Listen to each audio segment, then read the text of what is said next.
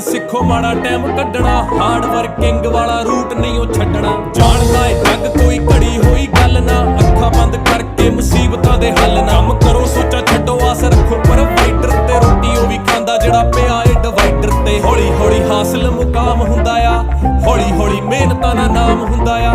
ਪਹਿਲਾਂ ਪਹਿਲਾਂ ਹਰ ਬੰਦਾ ਆਮ ਹੁੰਦਾ ਆ, ਦੁਨੀਆਦਾਰੀ ਚੋਂ ਜੋ ਤਰਾਸ਼ ਬਣਦੇ, ਆਪਣੇ ਤੇ ਰੱਖ ਵਿਸ਼ਵਾਸ ਬਣਦੇ ਹੋਏ। ਆਮ ਜਿਹੇ ਮੁੰਡੇ ਵੀ ਨਹੀਂ ਖਾਸ ਬਣਦੇ, ਆਮ ਜਿਹੇ ਮੁੰਡੇ ਵੀ ਨੇ ਖਾਸ ਬਣਦੇ। ਅਸੀਂ ਆਮ ਜਿਹੇ ਮੁੰਡੇ ਹੀ ਜੋ ਖਾਸ ਬਣਦੇ, ਅਸੀਂ ਆਮ ਜਿਹੇ ਮੁੰਡੇ ਹੀ ਜੋ बस ऐसा ही वाहेगुरु सुख रखे, मारा काम बोले मुने हम चुप रखे।